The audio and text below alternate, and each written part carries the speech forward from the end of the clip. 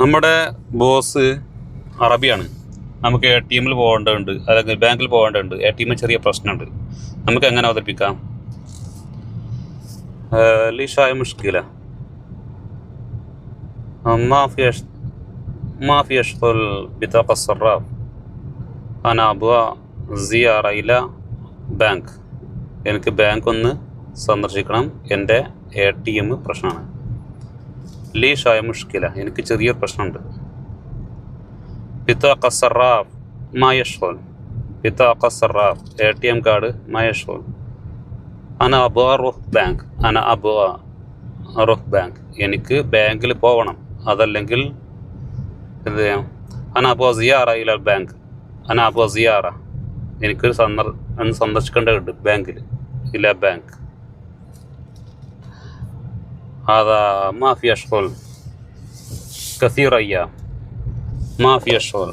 അത് വർക്ക് ചെയ്യുന്നില്ല. കസീർ അയ്യാം, ഒരുപാട് നാളായിട്ട് ATM വർക്ക് ചെയ്യുന്നില്ല. അന അബ്ഗാ അയ് ഹുലൂൽ. അന അബ്ഗാ അയ് ഹുലൂൽ. എനിക്ക് എന്തെങ്കിലും പരിഹാരം വേണം. ഹസൻ അന അബ്ഗാ റൂഹ്. അതുകൊണ്ട് എനിക്കെന്ത് ചെയ്യണം?